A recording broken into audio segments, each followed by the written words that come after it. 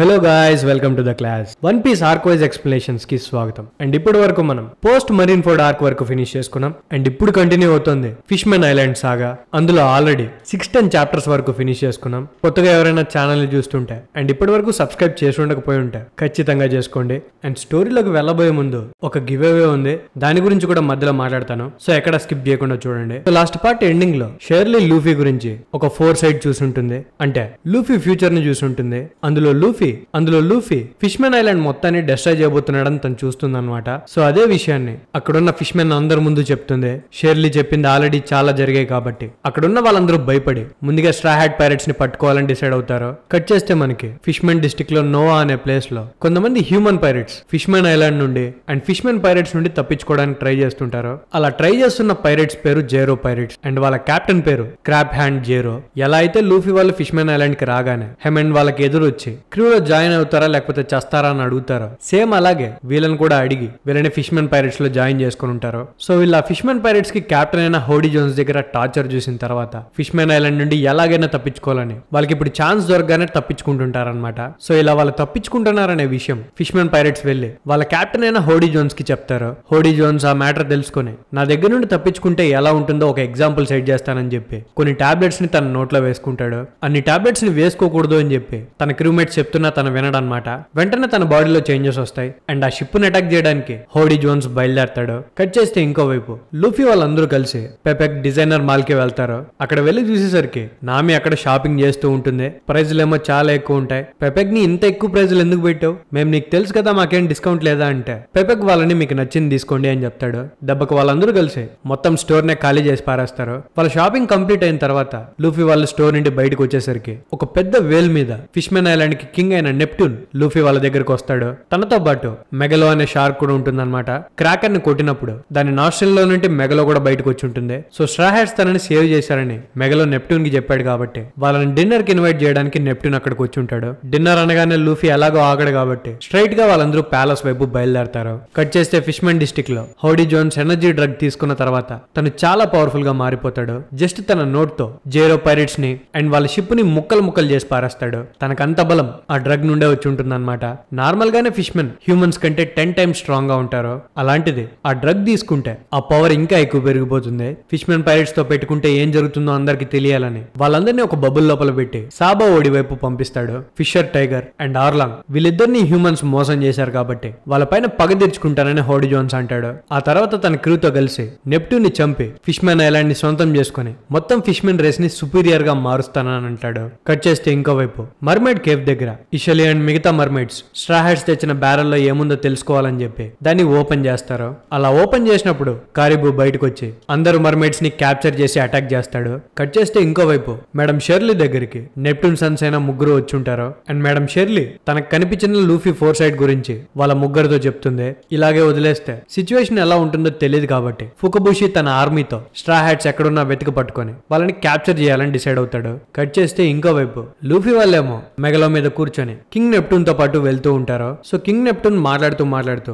మెగలో mermaid princess పెట్టని and మెగలోని save చేసినందుకు straw hats కి థ్యాంక్ యూ చెప్పి తన దగ్గరికి తీసుకొని రమ్మని తన ముగ్గురు కొడుకులకి చెప్పినట్టు నెప్ట్యూన్ చెప్తాడు. సో నెప్ట్యూన్ వాళ్ళు వచ్చింది స్ట్రా హ్యాట్స్ ని క్యాప్చర్ చేయడానికి కాదు, తనని కింగ్ దగ్గరికి తీసుకొని వెళ్ళడానికి అనమాట. సో అలా వెళ్తూ కింగ్ నెప్ట్యూన్ స్ట్రా హ్యాట్స్ తో చెప్తాడు వాళ్ళ క్రూలో ఒక్కడైనా జోరో ఆల్రెడీ ప్యాలెస్ లోకి వచ్చేసాడని, అందరినీ తీసుకొని వస్తాను కలిసి బ్యాంక్వెట్ ఎంజాయ్ చేద్దురు అంటే వచ్చేదాకా ఆగలేక ఆల్రెడీ మందు కొట్టడం స్టార్ట్ చేశాడని చెప్తాడు. అండ్ మిగతా స్ట్రా హ్యాట్ పరిస్థితి ఏంటి అని చెప్పి లూఫీ అడిగితే ఫ్రాంకీ ఏమో టామ్ రిలేటివ్స్ కోసం వెళ్ళాడు, రాబిన్ ఏమో పోనీక్లిఫ్ ని వెతుక్కుంటూ వెళ్ళిందని నామి చెప్తుంది. వాళ్ళ మాటలు విన్న కింగ్ నెప్ట్యూన్ మీరేం టెన్షన్ పడకండి, నా సోల్జర్స్ ని ఆల్రెడీ వాళ్ళని తీసుకొని రావడానికి పంపించాను, వాళ్ళు కూడా మీతో పాటు జాయిన్ అవుతారు అని చెప్తాడు. ఇంతలో నామికి ఒక డౌట్ వస్తుంది. వాళ్ళుండే ఐలాండ్ లిటరలీ సముద్రంలో చాలా లోతుగా ఉంది కదా, అక్కడ దాకా సన్లైట్ ఎలా వస్తుంది అని అడుగుతుంది. దానికి నెప్ట్యూన్ చెప్తాడు ఇప్పుడు మేముంటున్న ఐలాండ్ సెంట్రీ ఈవ్ అనే చెట్టు వేర్ల దగ్గర ఉంది, అది ఎలా జరుగుతుందో తెలియదు గానీ ఆ చెట్టు నేలపైన ఉన్న సన్లైట్ ని సముద్రం లోతుల వరకు తీసుకొని వస్తుంది.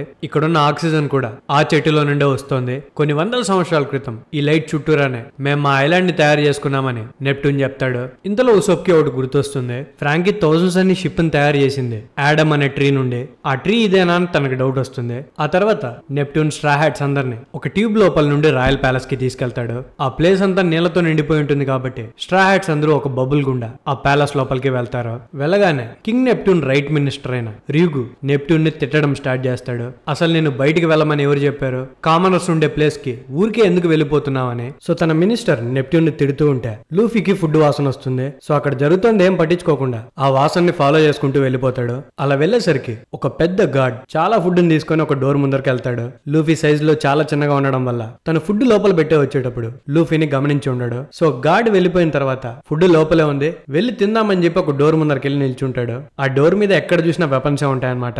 ఇంతకీ ఏంట్రా అని చెప్పి లూఫీ ఆ డోర్ ని ఓపెన్ చేస్తాడు. తనకి చాలా ఫుడ్ కనిపిస్తుంది. సో ఫాస్ట్ గా వెళ్ళి ఫుడ్ తినాలని చెప్పి ఆ ఫుడ్ వైపు వెళ్తే తను వెళ్లే దారంతా చాలా మెత్తగా ఉంటుంది. ఏంట్రా ఇదంతా ఇంత బౌన్సీగా ఉంది అని అనుకుంటాడు. ఆ తర్వాత కాసేపు దాని మీద ఎగురుతాడు. ఇంతలోనే లైట్ ఆన్ అవుతుంది.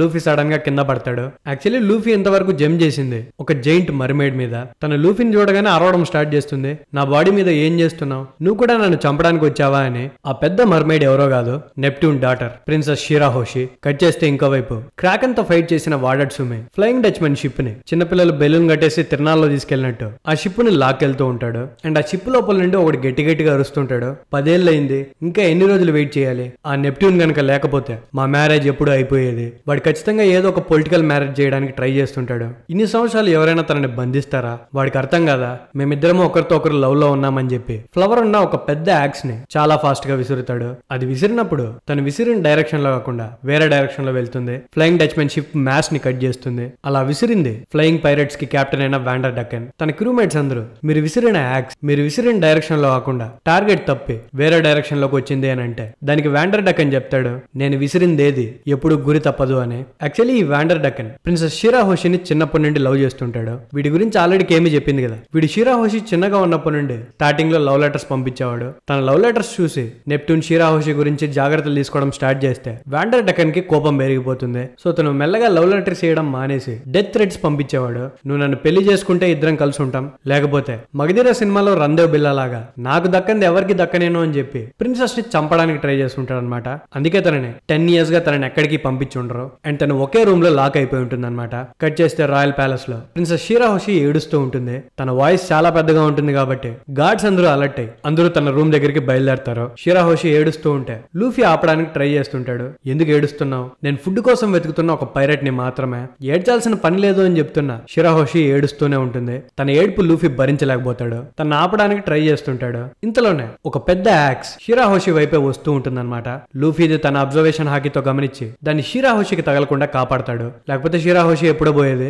యాక్స్ నుండి తప్పించుకోగానే షిరాహోషి రూమ్ దగ్గరికి మినిస్టర్ అండ్ చాలా మంది గార్డ్స్ వచ్చేస్తారు. షిరాహోషి వెంటనే లూఫీని తన వెనకాల దాచిపెట్టేస్తుంది. మినిస్టర్ షిరాహోషిని అడుగుతాడు, ఏమైనా ప్రాబ్లమా, ఎందుకు ఏడుస్తున్నారు అని. దానికి షిరాహోషి లూఫీ వచ్చాడని నిజం చెప్పకుండా నాకు ఒక పీడకలు వచ్చింది, నిజమేమో అనుకుని గట్టిగా అరిచాను అని చెప్తుంది. దానికి ఆ మినిస్టర్, అవునా, నేను ఇంకా మీరు ఏమైనా డేంజర్ లో ఉన్నారేమో అని అనుకున్నాను. నేను మీతో మెగలోని కాపాడిన స్ట్రాహెట్ లూఫీ గురించి మాట్లాడాలనుకుంటున్నాను. సిచ్యువేషన్ చాలా కాంప్లికేటెడ్ గా మారిపోయింది. మర్మైడ్ కేవ్ దగ్గర చాలా మంది మర్మైడ్స్ కనిపించకుండా పోయారు. స్ట్రాహెట్స్ కిడ్నాప్ చేశారని అక్కడున్న చాలా మంది నమ్ముతున్నట్టు మీ అన్న మాకు ఇన్ఫర్మేషన్ ఇచ్చాడు. సో మేము ప్రికాషన్స్ తీసుకోవాలి కాబట్టి జోరోని బంధించాం. ఆ తర్వాత లూఫీతో పాటు వచ్చిన వాళ్ళని కూడా గార్డ్స్ బంధించడానికి ట్రై చేస్తున్నారు. ఇంతలోనే లూఫీ కనిపించకుండా పోయాడు. మీ దగ్గరికి వచ్చాడేమో అని చెప్పి నేను భయపడ్డాను. మీరేం టెన్షన్ పడకండి, మిమ్మల్ని మేము కాపాడుకుంటాం. నెప్ట్యూన్ పెట్టిన రూల్ ప్రకారం 5 minutes అయిపోయింది కాబట్టి మేము ఇక్కడి నుండి వెళ్ళిపోతామని చెప్పి మినిస్టర్ అండ్ తన గార్డ్స్ అక్కడ నుండి వెళ్ళిపోతారు. ఆ తర్వాత లూఫీ అండ్ షిరాహోషి ఒకరినొకరు పరిచయం చేసుకుంటారు. మెగలోని కాపాడింది తనే అని తెలిసిన తర్వాత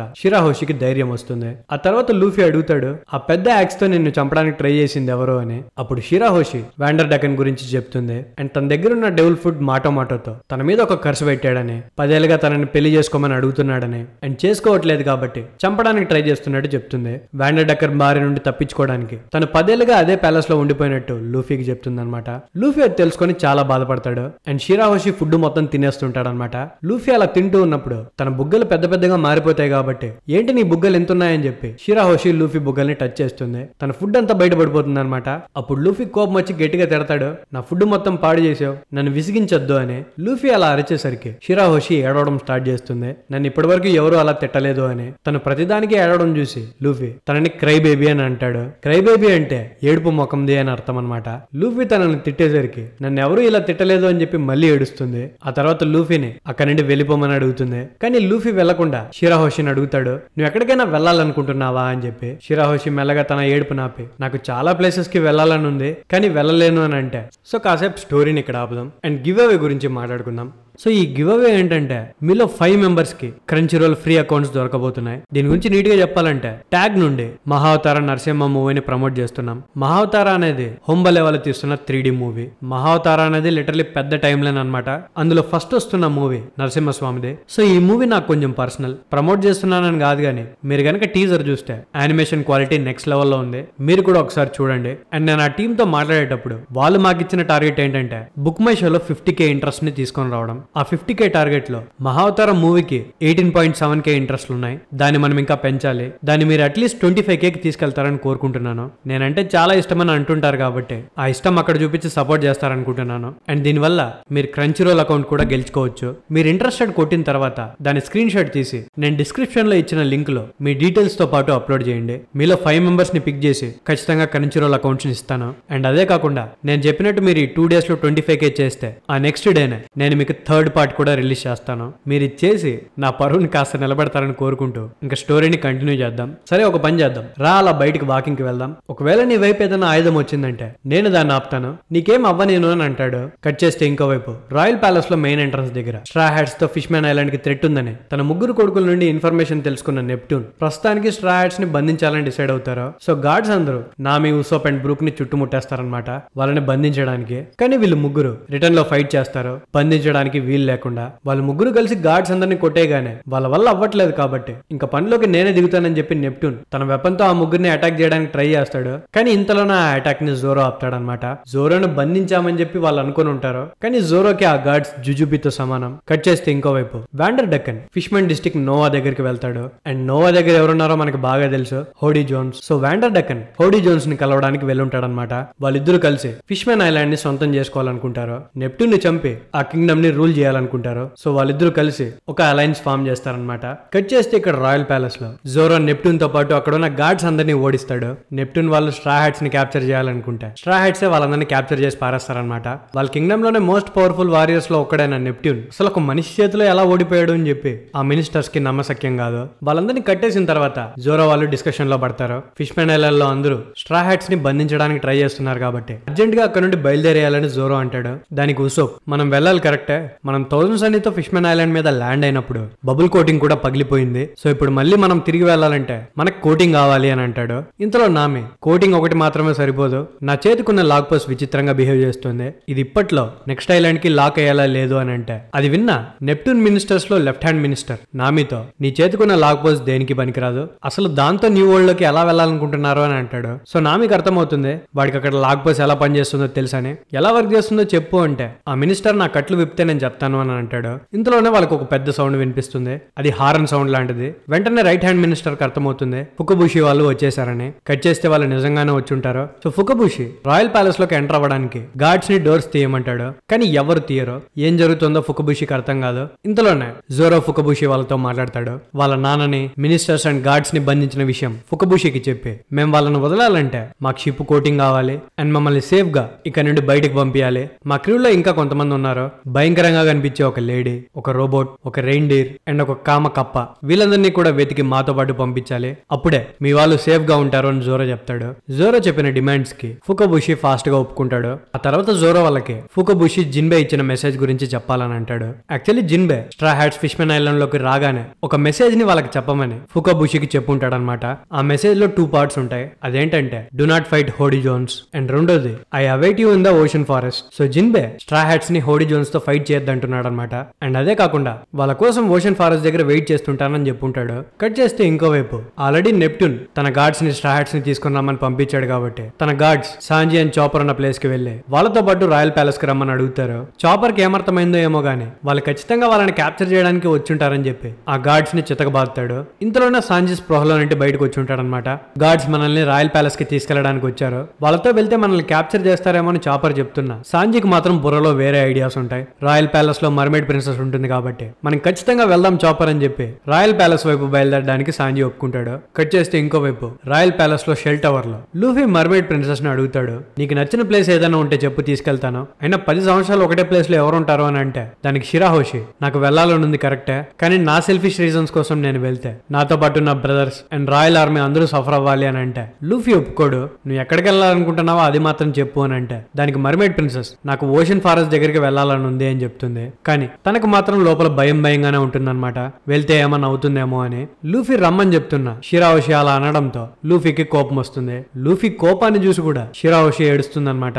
ఇంతలోనే వాళ్ళకి పెద్ద పెద్ద సౌండ్స్ వినిపిస్తాయి. ఆ వ్యాండర్ డకన్ గాడు మళ్ళీ ఏవో వెపన్స్ విసిరినట్టున్నాడు అని చెప్పి లూఫీ అర్థం చేసుకుంటాడు. అండ్ లూఫీకి వ్యాండర్ డకన్ మీద కోపం స్టార్ట్ అవుతుంది. ఈ పెద్ద సౌండ్ అనేది రాయల్ ప్యాలెస్ లో ఉన్న నెప్ట్యూన్ కి వినిపిస్తుంది. తనని ఏమైనా చేస్తే కూడా సైలెంట్ గా ఉంటాడేమో గానీ తన కూతురికి ఏమైనా జరిగితే నెప్ట్యూన్ అసలు తట్టుకోలేడు. సో ఆ సౌండ్లన్నీ షెల్ టవర్ దగ్గర నుంటే వస్తున్నాయి. ప్రిన్సెస్ కి ఏమైనా జరుగుతుందేమో అని చెప్పి నెప్ట్యూన్ టెన్షన్ పడడం స్టార్ట్ చేస్తాడు. ఎవరో ఒకరు గార్డ్స్ ని పంపించండి అని అంటే మినిస్టర్ నెప్ట్యూన్ కి చెప్తాడు గార్డ్స్ అందరినీ స్ట్రా హ్యాట్స్ బంధించారని. సో నెప్ట్యూన్ స్ట్రా హ్యాట్స్ ని అడుగుతాడు, ఫాస్ట్ గా వెళ్లి నా కూతురు పరిస్థితి ఏంటో చూడండి అని. జోరా ఏమో కోపంగా నువ్వు ఆర్డర్లు చెప్తే నేను ఫాలో అవ్వాలా అని అంటే నెప్ట్యూన్ కోపంగా ఇప్పుడు మీరు షెల్ టవర్ దగ్గరికి వెళ్ళి నా కూతురికి ఏమైందో చూస్తారా లేదా, ఒకవేళ నా కూతురికి ఏమైనా జరిగితే మీ స్ట్రా హ్యాట్స్ ఎక్కడున్నా వెతికి మిమ్మల్ని అందరినీ డిస్ట్రాయ్ చేస్తాను అని అంటాడు. నెప్ట్యూన్ మర్మైడ్ ప్రిన్సెస్ అన్నాడు కాబట్టి వెంటనే బ్రూక్ నేను వెళ్ళి చూసొస్తా అని చెప్పి షెల్ టవర్ వైపు పరిగెట్టడం స్టార్ట్ చేస్తాడు. సాంజీనే పర్వట్ అనుకుంటే బ్రూక్ ఇంకా దారుణం. సో బ్రూక్ షెల్ టవర్ వైపు పరిగెడుతూ ఉంటే తనని రైట్ హ్యాండ్ మినిస్టర్ ఆపి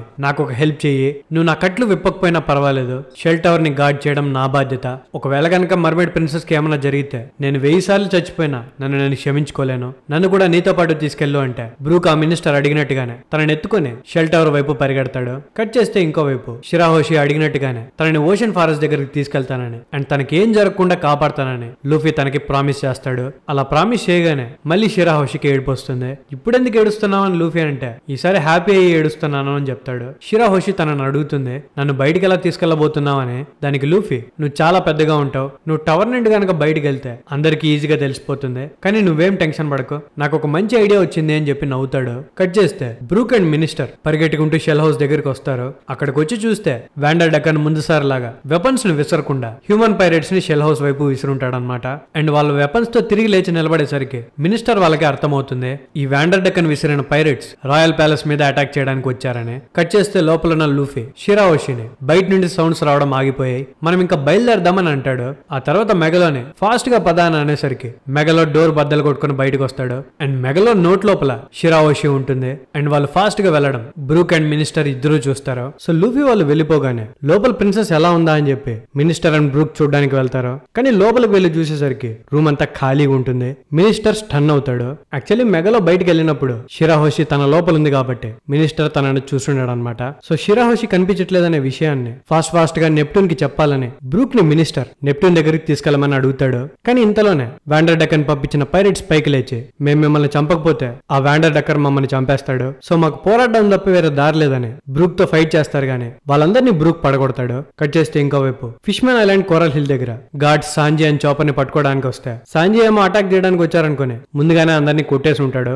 ఆ తర్వాత వాళ్ళు రాయల్ ప్యాలెస్ కి తీసుకెళ్లడానికి వచ్చారనే విషయం తెలుసుకుని ఇప్పుడు మర్మైడ్ ప్రిన్సెస్ దగ్గరికి ఎలా వెళ్తామో అని బాధపడుతుంటాడు అనమాట. సరే ఇంకా చేసేదేం లేక వాళ్ళు అక్కడి నుండి వెళ్ళిపోదాం అనుకుంటారు. గానీ సడన్ గా జనాలందరూ ఒక చోట గుమ్ముగూడి ఒక మనిషి బాడీ అంతా రక్తంతో నిండిపోయింది, ఎవరైనా డాక్టర్ ని పిలవండి అని అరుస్తారు. డాక్టర్ కావాలి అనేసరికి చాపర్ హ్యాపీగా తనని ట్రీట్ చేయడానికి అక్కడికి వెళ్తారు. అక్కడికి వెళ్ళి చూస్తే వీళ్ళిద్దరూ షాక్ అవుతారనమాట.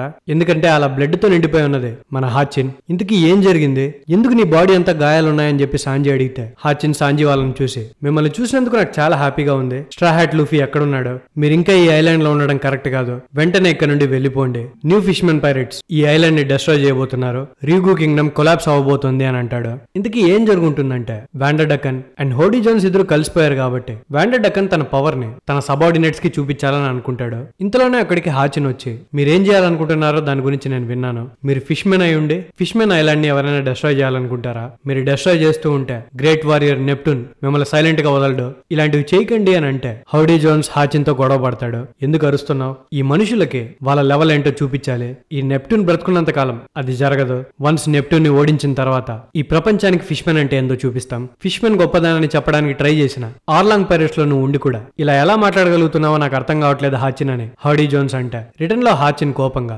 ఆర్లాంగ్ ఎప్పుడో ఓడిపోయాడు. New and Deccan. ఈ హౌడీ జోన్స్ పిచ్చితనాన్ని మీరు ఎలా భరిస్తున్నారు? ఆర్లాంగ్ ఎప్పుడు హెల్ప్ అడిగినా మీరు చేయడానికి రాలేదు. ఈ పిచ్చోళ్ళకి ఎందుకు హెల్ప్ చేస్తున్నారంటే న్యూ హాచిన్ తో నేను జస్ట్ ఒక పేమెంట్ కోసం పనిచేస్తున్నానంతే. ఆర్లాంగ్ ఎప్పుడు నాకు సరిగ్గా డబ్బులు ఇవ్వలేదు. హౌడీ జోన్స్ నాకు డబ్బులు ఇస్తున్నాడు కాబట్టి నేను వీళ్ళకి పని చేయడానికి రెడీగా ఉన్నాను అని చెప్తే వాండర్ డెక్కన్ ఏమో నువ్వు ఆర్లాంగ్ పైరేట్స్ కి చెందినవాడు కదా హాచి, మీ కెప్టెన్ నన్ను తన పనివాడిగా పెట్టుకోవాలనుకున్నాడు. నేను ఎవ్వడికి పనివాడిగా పని చేయను. హౌడీ జోన్స్ నేను ఇద్దరం పార్ట్నర్స్ అని అంటాడు. ఆ తర్వాత హౌడీ జోన్స్ హాచితో ఆర్లాంగ్ కి అంబిషన్ ఉండేది, తన మీద రెస్పెక్ట్ కూడా ఉండేది, కానీ ఆర్లాంగ్ కి తెలివి లేదు, తనంత కన్నింగ్ కాదు. మేము చిన్న పిల్లలుగా ఉన్నప్పుడే ఆర్లాంగ్ పైరేట్స్ పెద్ద పెద్ద సీస్ ట్రావెల్ చేశారు. ఆ టైంలో మేము పైరేట్స్ అవ్వలేకపోయాం, గానీ ఇప్పుడు మా టైం వచ్చింది. మీలాగా కాకుండా మేము ఈసారి యాక్షన్ తీసుకోబోతున్నాం. సో మాకు అడ్డం పడకు.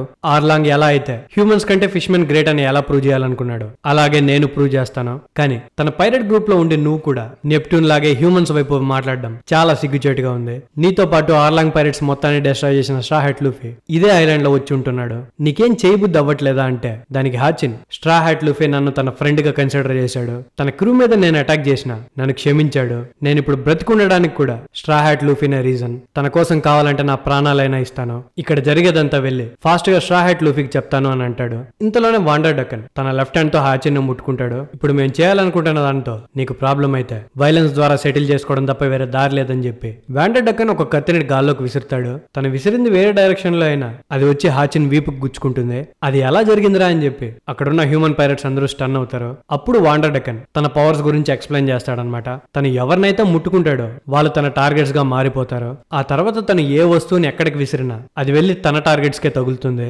దాన్నే మాటో కర్స్ అంటారని వాండర్ డెక్కన్ చెప్తాడు. ఈ కర్స్ ని కొన్ని వేస్ ని యూజ్ చేసి ఆపచ్చు అని చెప్తాడు. ఆ వేస్ ఏంటో మనకు చెప్పరు. నువ్వు ట్రై చేయి హాచిన్ అని చెప్పి తన సబార్డినేట్ దగ్గర నుంచి కొన్ని ఆరోస్ తెప్పించుకుంటాడు. అది చూసిన హాచిన్ కి అర్థమైపోతుంది వాండర్ డెక్కన్ తనను చంపడానికి ట్రై చేస్తున్నాడని. సో హౌడీ జోన్స్ తో ఈ వాండర్ డెక్కన్ నన్ను చంపడానికి ట్రై చేస్తున్నాడు, నువ్వేమో సైలెంట్ గా కూర్చున్నావు, తనను ఏమైనా చెయ్యని అడిగితే దానికి వాండర్ డెక్కన్ నీకు ఆల్రెడీ చెప్పాను హాచిన్, ఈ వాండర్ డెక్కన్ నా కింద పనిచేసేవాడు కాదు, నా పార్ట్నర్, తనకేమీ చెప్పలేను. అయినా ఆ హ్యూమన్స్ కి సపోర్ట్ చేస్తున్న నిన్ను చూస్తుంటే నాకు కడుపులో తిప్పుతోంది. సో నువ్వు చావడమే కరెక్ట్ అనేసరికి హాచిన్ కి ఏం చేయాలో తెలియక అక్కడ నుండి పారిపోవడానికి రెడీ అవుతాడు. ఈ వాండర్ డెక్కన్ గాడేమో తన చేతిలో ఉన్న ఆరోస్ అన్నిటిని విసురుతాడు. ఆ ఆరోస్ అన్ని హాచిన్ ఎంత ఫాస్ట్ గా వెళ్ళడానికి ట్రై చేస్తున్నా తన వెనకాలే వస్తూ ఉంటాయి. తను ఎంత తప్పించుకుందామని ట్రై చేసినా హాచిన్ ఆ ఆరోస్ చేతికి చిక్కిపోతాడు. వాండర్ డెక్కన్ పవర్ లో చిన్న డ్రాబ్యాక్ ఏంటంటే తను ఒక్కొక్క హ్యాండ్ తో ఒక్కొక్క టార్గెట్ ని మాత్రమే సెలెక్ట్ చేసుకోగలుగుతాడు. తన గ్లవ్ వేసుకున్న చేత్తో షిరాహోషిని ముట్టుకొని ఉంటాడనమాట. ఆ చెయ్యి గనక వేరే ఎవరితో అయినా కాంటాక్ట్ లోకి వస్తే వాండర్ డెక్కన్ ఇంకెప్పటికీ షిరాహోషిని టార్గెట్ చేయలేడు, అంటే మళ్ళీ ముట్టుకునేదాకా టార్గెట్ చేయలేడు. సో తన రైట్ హ్యాండ్ ని షిరాహోషి కోసం వదిలేసి ఉంటాడు అనమాట. లెఫ్ట్ హ్యాండ్ తో మిగతా టార్గెట్స్ ని ప్రిపేర్ చేస్తుంటాడు. హౌడీ జోన్స్ తన దగ్గర ఉన్న హ్యూమన్ పైరేట్స్ ని లిటరల్ గా చెత్త కంటే దారుణంగా ట్రీట్ చేస్తుంటాడు. సో వాండర్ డెక్కన్ తో చెప్పి ప్యాలెస్ ని అటాక్ చేయించడానికి మనుషుల్నే విసురుంటారనమాట. అలా వచ్చి గోడలకి తగులుకున్న వాళ్ళే ఈ పైరేట్స్. కట్ చేస్తే ఇంకో వైపు బ్రూక్ అండ్ మినిస్టర్ ఫాస్ట్ గా రాయల్ ప్యాలెస్ లోపలికి ఎంటర్ అయ్యి షిరాహోషి కనిపించట్లేదనే విషయాన్ని నెప్ట్యూన్ కి చెప్తారు. ఎవరో కిడ్నాప్ చేశారు అని చెప్పేసరికి నెప్ట్యూన్ కి ఏం చేయాలో అర్థం కాదు. లిటరల్ షాక్ లోకి వెళ్ళిపోతాడనమాట. కట్ చేస్తే ఇంకోవైపు షిరాహోషిని మెగలో లోపల కుక్కి లూఫీ అయితే మొత్తానికి తనని బయట ప్రపంచంలోకి తీసుకొని వచ్చి ఉంటాడు. బయటకు వస్తావా అని లూఫీ అడిగితే లేదు నాకు ఇక్కడే సేఫ్ గా అనిపిస్తోంది అని చెప్పి షిరాహోషి మెగలో లోపలే ఉండాలని ఒప్పుకుంటుంది. ఆ తర్వాత ఓషన్ ఫారెస్ట్ దగ్గరికి ఎందుకు వెళ్ళాలనుకుంటున్నామని లూఫీ అడిగితే షిరాహోషి చెప్తుందనమాట అక్కడ ఒక గ్రేవ్ ఉంది, నేను చిన్నగా ఉన్నప్పటి నుంచి ఒక్కసారి కూడా ఆ గ్రేవ్ దగ్గరికి వెళ్ళలేకపోయాను, 10 years బ్యాక్ నుండి ఆ ప్లేస్ కి వెళ్ళాలనుకుంటున్నాను అని చెప్తుంది. కట్ చేస్తే ఆ గ్రేవ్ ని మనకి చూపిస్తారు. అండ్ ఆ గ్రేవ్ ముందు కూర్చొని జిన్బే క్వీన్ ఓతహిమే గురించి తలుచుకుంటుంటాడనమాట.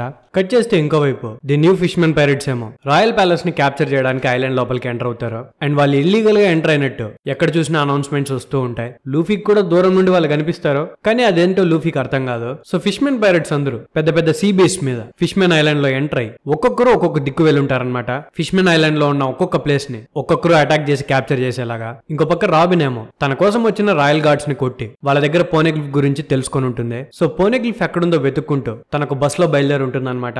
కట్ చేస్తే రీగు ప్యాలెస్ లో ఫిష్ మెన్ పైరేట్స్ కి సంబంధించిన హ్యూమన్ పైరేట్స్ ప్యాలెస్ లోపలికి ఎంటర్ అటాక్ చేయడానికి ట్రై చేస్తే జోరో వాళ్ళందరినీ కొట్టి పడుకోబెడతాడు. అదంతా అయిన తర్వాత నెప్ట్యూన్ జోరోని తన చైన్స్ విడిపించమని అడుగుతాడు షిరాహోషిని వెతకడానికి. షిరాహోషికి కోపం వచ్చి తనని లూఫీని దొంగతనం చేసి ఉంటాడు అని అంటే బ్రూక్ చెప్తాడు మెగలో అండ్ లూఫీ ఇద్దరు షిరాహోషి రూమ్ నుండి బయటకు రావడం నిజమే, కానీ వాళ్ళిద్దరు బయటకు వచ్చినప్పుడు తనతో పాటు మర్మైడ్ ప్రిన్సెస్ లేదు అంటే దానికి కింగ్ నెప్ట్యూన్ తను మామూలుగా ఎక్కడికి బయటకు వెళ్ళదు. అండ్ షిరాహోషి చాలా పెద్దగా ఉంటుంది, ఎవరికి కనిపించకుండా వెళ్ళడం కుదరదు. నాకు తెలిసి తననే మెగలో నోట్ లోపలికి కుక్కి క్యాజువల్ బయటికి తీసుకెళ్లిపోయినట్టున్నారు అని నెప్ట్యూన్ అంటే దానికి పక్కన ఉన్న గార్డ్స్ అందరూ అందరూ. మీరేం మాట్లాడుతున్నారు నెప్ట్యూన్ గారు? కామెడీ చేయడానికి కూడా ఒక హద్దు ఉంటుంది. ఎవరైనా మర్బెట్ ప్రిన్సెస్ ని షార్క్ నోట్లో కుక్కుతారా? అలాంటి పిచ్చి ఐడియా ఎవడికొచ్చి ఉంటుంది? ఖచ్చితంగా అలా జరగundదు అని వాళ్ళంటే దానికి నామి కూడా మా కెప్టెన్ అలాంటి వాడు కాదు, మీరు సస్పెక్ట్ చేయాల్సిన అవసరం లేదు, ఖచ్చితంగా వేరే ఎవరో చేసి ఉంటారని నామి గొడవ పడుతుంది. వీళ్ళు గొడవ పడుతూ ఉంటే ఫిష్మెన్ పైరట్స్ కి సంబంధించిన హ్యూమన్ పైరట్స్ రీగు ప్యాలెస్ కి ఎంట్రన్స్ ని ఓపెన్ చేసేసి ఉంటారు. కట్ చేస్తే మనకి ఫ్రాంకీని చూపిస్తారనమాట. ఫ్రాంకీ కూడా ఓషన్ ఫారెస్ట్ దగ్గరికే వెళ్ళుంటాడు గోయింగ్ మేరీ షిప్ ని రెడీ చేయించడానికి. తను టామ్ బంధువుల్ని వెతుక్కుంటూ వెళ్ళాడు కాబట్టి ఫ్రాంకీకి తన తమ్ముడు డెన్ కనిపించి ఉంటాడనమాట. సో డెన్ ఏమో షిప్ ని రిపేర్ చేస్తూ ఫ్రాంకీ క్రాఫ్ట్మెన్ షిప్ ని పొగుడుతాడు. అండ్ టామ్ కి గొప్ప స్టూడెంట్ దొరికాడు అని చెప్పి ఫ్రాంకీని పొగుడుతాడు. అండ్ అదే కాకుండా తనకి అప్పుడప్పుడు ఐస్బర్గ్ అండ్ కోకోరా లెటర్స్ రాస్తూ ఉంటారని, వాటర్ సౌండ్ లో ఏమేం జరిగిందో తనకి మొత్తం తెలుసని చెప్తాడు. ఇంత మాట్లాడిన తర్వాత ఫ్రాంకీకి ఒక డౌట్ వస్తుంది. మీరిద్దరు అన్న తమ్ముళ్లే గానీ ఇద్దరు చూడ్డానికి ఒకేలాగా ఎందుకుంటారు అని అడిగితే దానికి డెన్ చెప్తాడు, ఫిషెస్ లో డిఫరెంట్ స్పీసీస్ ఉంటాయి అండ్ హ్యూమన్స్ లాగా పేరెంట్స్ తో పిల్లలకున్న దగ్గర రిసెంబ్లెన్స్ ఫిష్ మెన్ లో కనిపించదు. మా ఓల్డ్ జీన్స్ చాలా స్ట్రాంగ్ కాబట్టి మాకు మా యాన్సెస్టర్స్ లో ఎవరి పోలికైనా రావడానికి ఛాన్స్ ఉంటుంది. సో అందుకే ఓన్ బ్రదర్స్ అయినా టామ్ అని నేను ఒకటేలా కనిపించము అని చెప్పి డెన్ చెప్తాడు. వీళ్ళిద్దరు చాలా సేపటి నుండి మాట్లాడుకుంటూ ఉంటారు అండ్ చాలా సేపటి నుంచి ఫ్రాంకీ ఒకరిని చూస్తూ ఉంటాడనమాట. ఇంతకీ తను ఎవరు అని అడిగితే డెన్ చెప్తాడు తను బాస్ జిన్బే అని. తను వరల్డ్ గవర్నమెంట్ నుండి తప్పించుకుంటున్నాడు కాబట్టి ఫిష్మెన్ ఐలాండ్ లోపలికి ఎంటర్ అవడానికి వీల్లేదు. సో అందుకే ఇక్కడ వేరే వాళ్ళ కోసం వెయిట్ చేస్తున్నారని డెన్ ఫ్రాంకీకి చెప్తాడు. సో ఫ్రాంకీ కూడా జిన్బే దగ్గర ఉన్నాడనమాట. కట్ చేస్తే ఇంకోవైపు రీగు ప్యాలెస్ లోపలికి ఎంట్రన్స్ ఓపెన్ అయిపోయింది కాబట్టి వాండర్ డక్కన్ అండ్ హౌడీ జోన్స్ వాళ్ళ సబార్డినేట్స్ ని తీసుకుని రాయల్ ప్యాలెస్ లోపలికి ఎంటర్ అయిపోతారు. వాండర్ డక్కన్ ని చూడగానే నువ్వే కదా ఇన్ని రోజులు నా కూతుర్ని థ్రెటన్ చేస్తుంది అని నెప్ట్యూన్ సీరియస్ అవుతాడు. అండ్ వాండర్ డక్కన్ ని నా కూతుర్ని కిడ్నాప్ చేసి ఎక్కడ దాచిపెట్టావు అని అడుగుతాడు. దానికి వాండర్ డక్కన్ మేము ఇప్పుడే వచ్చాం, నువ్వేం మాట్లాడుతున్నావో నాకు అర్థం కావట్లేదు, నీ కూతురుతో నాకు పెళ్లి అయితే అప్పుడు కదా నేను తీసుకొని వెళ్తాను, ఇంతకీ ఏం మాట్లాడుతున్నావు అనేసరికి నెప్ట్యూన్ కి ఇంకా కోపం పెరిగిపోతుంది. అసలు షిరాహోషి ఎక్కడికి వెళ్ళిందో తనకేం అర్థం కాదు. ఇంతలోనే హౌడీ జోన్స్ నువ్వు విసిరిన ఈ హ్యూమన్ పైరట్స్ ఇక్కడ దాకా వచ్చారు అంటే నువ్వు విసిరిన టైం కి ఖచ్చితంగా ప్రిన్సెస్ ఇక్కడే ఉండాలి, మేబీ తనని వేరే ఎవరో తీసుకొని వెళ్ళిపోయినట్టున్నారు, అయినా తనని పట్టుకోవడం నీకు పెద్ద విషయం కాదు కదా అని అంటే వాండర్ డక్కన్ నువ్వు చాలా తెలివైనడు హౌడీ జోన్స్ అని చెప్పి ఒక పెద్ద ప్లాంట్ ని కట్ చేసి దాన్ని షిరాహోషి వైపు విసిరి ఆ ప్లాంట్ మీదకి ఎక్కి కూర్చుంటాడు. అది తనని షిరాహోషి దగ్గరికి తీసుకెళ్తుందని అండ్ తనని కిడ్నాప్ చేసిన వాడిని వదలకుండా చంపుతానని, తనని పెళ్లి చేసుకుంటానని, ఒకవేళ ఒప్పుకోకపోతే తనని ఖచ్చితంగా చంపేస్తానని చెప్పి వాండర్ డక్కన్ గట్టిగా అనుకుంటాడు. సో వాండర్ డక్కన్ షిరాహోషి వైపు వెళ్ళగానే నెప్ట్యూన్ ఏడవడం స్టార్ట్ చేస్తాడు. జోరోని లిటరలీ అడుక్కుంటాడనమాట, నన్ను విడిపించు, నా కూతురిని నేను సేవ్ చేసుకుంటాను, నాకు ఈ ప్రపంచంలో నా కూతుర్ని మించిన ఆస్తి లేదు, నువ్వు గనుక నన్ను విడిపిస్తే నీకు ఎంత ట్రెజర్ కావాలంటే అంత ట్రెజర్ ఇస్తానని జోరోతో అంటాడు. హౌడీ జోన్స్ ఇదంతా చూసి నేను ఇలాంటి పరిస్థితుల్లో చూస్తాను అనుకోలేదు నెప్ట్యూన్, నా బద్ధ శత్రువులు ఈ ప్యాలెస్ ని క్యాప్చర్ చేయడంలో నాకు హెల్ప్ అవుతారని ఎప్పుడు అనుకోలేదు అని అంటాడు. బద్ధ శత్రువులు అని హౌడీ జోన్స్ అనేసరికి నామికి డౌట్ వస్తుంది, వీడేంటి బద్ధ శత్రువులు అంటున్నాడు అని. ఇంతలోనే తన చేతికి ఆర్లాంగ్ టాటూ ఉండడం తను గమనిస్తుంది అనమాట. ఇంతలోనే నెప్ట్యూన్ రైట్ హ్యాండ్ మినిస్టర్ జిన్బే నాకు ఆల్రెడీ చెప్పాడు ఫిష్మెన్ డిస్ట్రిక్ట్ లో మీరేదో ప్లాన్ చేస్తున్నారని, నీ దగ్గర నుండి నేను ఇది ఎక్స్పెక్ట్ చేయలేదు, నెప్ట్యూన్ ఆర్మీలో ఉండి నువ్వు ఇలా చేయడానికి నీకు సిగ్గుగా లేదా అని అంటే దానికి హౌడీ జోన్స్ ఆర్మీలో నా ప్లేస్ నాకు ఎప్పుడు నచ్చలేదు, నేను ఈ కింగ్డమ్ కి సోల్జర్ గా ఉన్నది నా స్కిల్స్ ని పెంచుకోవడానికి మాత్రమే, నేను చిన్నగా ఉన్నప్పటి నుండి ఆర్లాంగ్ ని చూస్తూ పెరిగాను, హ్యూమన్స్ చేతుల్లో ఫిష్ మెన్ ఎంత నలిపివేయబడ్డారో నాకు బాగా తెలుసు, నాకు హీరోస్ ఎవరైనా ఉన్నారంటే అది ఆర్లాంగ్ పైరట్స్ మాత్రమే, హ్యూమన్స్ కి వాళ్ళ స్థాయిని చూపించాలనుకున్న ఆర్లాంగ్ విల్ ని నేను మళ్ళీ కంటిన్యూ చేస్తాను, ఆర్లాంగ్ స్ట్రాంగ్ గా మారి ఈ ప్రపంచం మొత్తాన్ని క్యాప్చర్ చేసిన తర్వాత తనకి రైట్ హ్యాండ్ మ్యాన్ గా మారడానికి నేను చాలా కష్టపడ్డాను, కానీ మీ స్ట్రా హెడ్ పైరట్స్ వల్ల అది జరగలేదు, ఇప్పుడు నేనేంటో చూపిస్తా అని చెప్పి తన చేయిని ఒక వాల్ మీద పెడతాడు. జస్ట్ తన స్ట్రెంత్ తో ఆ వాల్ మొత్తాన్ని డిస్ట్రాయ్ చేస్తాడు. దెబ్బకి రీగు ప్యాలెస్ లోపలికి వాటర్ వచ్చేయడం స్టార్ట్ చేస్తాయి. ఆ వాటర్ ని హౌడీ జోన్స్ డ్రాప్లెట్స్ లా మార్చి వాటితో ఒక అటాక్ ని చేస్తాడు. ఆ వాటర్ డ్రాప్లెట్స్ బుల్లెట్స్ లా మారి నెప్ట్యూన్ ఆర్మీలో చాలా మందికి తగులుతాయి. ఆ తర్వాత తను కింగ్ మీద కూడా అటాక్ చేయడానికి ట్రై చేస్తే జోరో ఆ అటాక్ ని ఆపుతాడు. అండ్ తన మీద రిటర్న్ లో అటాక్ చేస్తే ఆ అటాక్ ని హౌడీ జోన్స్ తన ఓన్ క్రూ మెంబర్ ని అడ్డం పెట్టి ఆపుకుంటాడు అనమాట.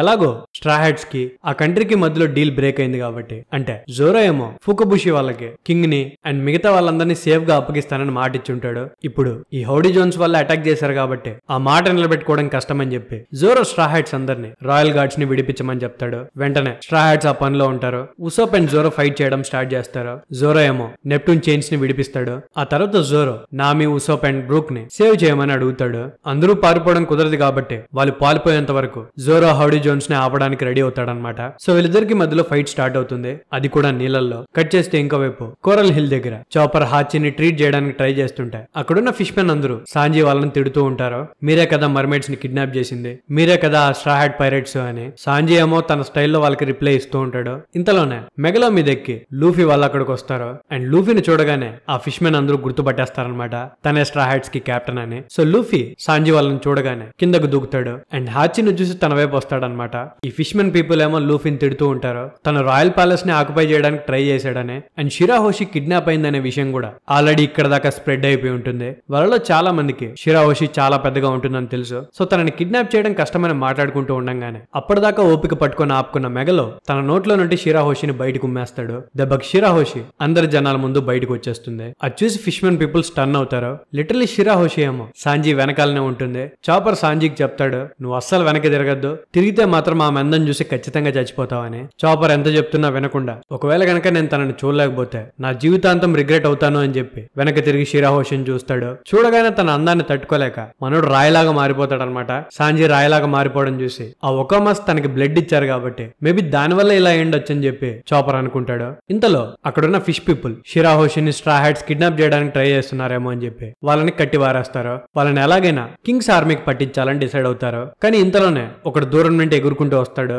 అండ్ అలా వచ్చింది ఎవరో కాదు, వాండర్ డకన్ అనమాట. షిరాహోషిని లిటరలీ 10 years తర్వాత వాండర్ డకన్ చూసుంటాడు. తనని చూసి చూడగానే నా మ్యారేజ్ ప్రపోజల్ కి ఎస్ చెప్పు లేదా నువ్వు చావాల్సి ఉంటుంది, నన్ను పెళ్లి చేసుకో అని గట్టిగా అరుస్తాడు. కానీ షిరాహోషి నువ్వు నా టైప్ కాదు అని చెప్తుంది. షిరాహోషి రిజెక్ట్ చేసేసరికి వాండర్ డకన్ తట్టుకోలేకపోతాడు. నా ప్రపోజల్ ని రిజెక్ట్ చేస్తావా అని చెప్పి తన మీద తన వెపన్స్ తో అటాక్ చేస్తాడు. అక్కడున్న జనాలందరూ మీరు పారిపోండి షిరాహోషి అని అంటే దానికి లూఫీ తిడతాడు, నువ్వు ఎక్కడికి వెళ్ళొద్దు క్రై బేబీ, ఇక్కడే ఉండు, నువ్వు దగ్గరగా ఉంటేనే నేను కాపాడగలను అని అంటే అక్కడున్న జనాలు లూఫీని తిడతారు, నువ్వేంటి మా ప్రిన్సెస్ మీద అరుస్తున్నావని. ఇంతలో వాండర్ డకన్ షిరాహోషి మీద అటాక్ చేయడానికి ట్రై చేస్తే లూఫీని ఆపడానికి ట్రై చేస్తున్న ఫిష్ మెన్ ని లూఫీ తన కాంకరర్ సాకితో స్పృహ కోల్పోయేలా చేస్తాడు. ఆ తర్వాత జంప్ చేసి వాండర్ డకన్ ఉన్న హైట్ కి ఎగిరి తన కాళ్ళతో తనని క్యాప్చర్ చేసి తిప్పి తిప్పి నేలకేసి కొడతాడు. తన తల నేల లోపలికి ఇరుక్కుపోయి ఉంటుంది కానీ తన కాళ్ళు కదులుతూనే ఉంటాయన్నమాట.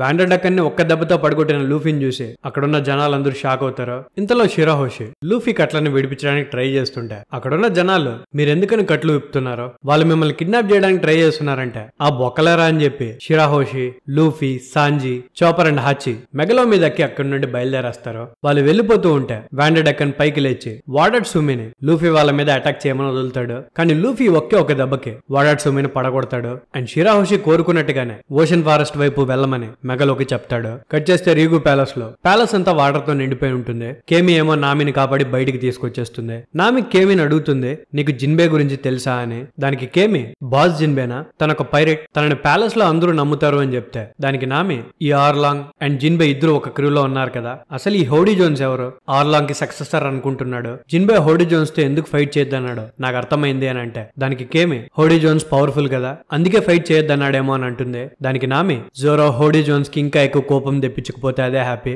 ఇదంతా కాదు నేను కొన్ని జిన్బే దగ్గర నుండి తెలుసుకోవాలి, తన కోసం ఓషన్ ఫారెస్ట్ దగ్గర వెయిట్ చేస్తూ ఉంటాడన్నాడు కాబట్టి నామి కేమిని ఓషన్ ఫారెస్ట్ దగ్గరికి తీసుకెళ్లమని అడుగుతుంది. సో వీళ్ళు వెళ్ళిపోతారనమాట. కట్ చేస్తే ప్యాలెస్ లోపల అక్కడ పూర్తిగా నీళ్లు నిండిపోయి ఉంటాయి. నెప్టూన్ చాలా ఇంజూర్ అయ్యాడు కాబట్టి ఆ పైరేట్స్ తో ఫైట్ చేయడం కంటే ప్రస్తుతానికి అక్కడి నుండి వెళ్ళిపోదామని చెప్పి తన సోల్జర్స్ తో చెప్తాడు. ఉసోప్ ఏమో బ్రూకును పట్టుకొని అసలు ఈ జోరో ఏమనుకుంటున్నాడు, నీళ్ళ లోపల ఒక ఫిష్ మెన్ తో ఫైట్ చేయగలను అనుకుంటున్నాడా, లోపల పరిస్థితి ఏంటో చూద్దామని చెప్పి ఉసోప్ లోపలికి చూసేసరికి జోరో హోడీ జోన్స్ ని కట్ చేసి పారేస్తుంటాడు. దాన్ని చూసి ఫిష్ మెన్ పైరేట్సే కాదు ఉసోప్ కూడా స్టన్ అవుతాడు. వాళ్ళ బాస్ ఇంజూర్ అయ్యేసరికి ఆ ఫిష్ మెన్ అందరూ హోడీ జోన్స్ తీసుకునే డ్రగ్ తీసుకుంటారు. మెల్లగా వాళ్ళ బాడీస్ పవర్ఫుల్ గా మారుతాయి. వాళ్ళతో ఫైట్ చేయడం కష్టం. సో అక్కడి నుండి ఫాస్ట్ గా వెళ్ళిపోదామని చెప్పి నెప్టూన్ స్ట్రా హ్యాట్స్ ని తనని పట్టుకోమని చెప్తాడు. ఈ ఫిష్ మెన్ పైరేట్స్ అందరూ ఒక్కసారిగా నెప్టూన్ మీద అటాక్ చేయడానికి ట్రై చేస్తే నెప్టూన్ మర్మన్ కాంబాట్ అనే టెక్నిక్ ని యూజ్ చేయగానే వాళ్ళందరూ ఆ ఫోర్స్ కి చాలా దూరం ఎగిరిపోతారనమాట. వాళ్ళు పక్కకి ఎగిరిపోగానే నెప్టూన్ తన ఆర్మీని తీసుకుని స్ట్రా హ్యాట్స్ తో అక్కడి నుండి తప్పించుకుందామని అనుకుంటాడు. కానీ ఇంతలోనే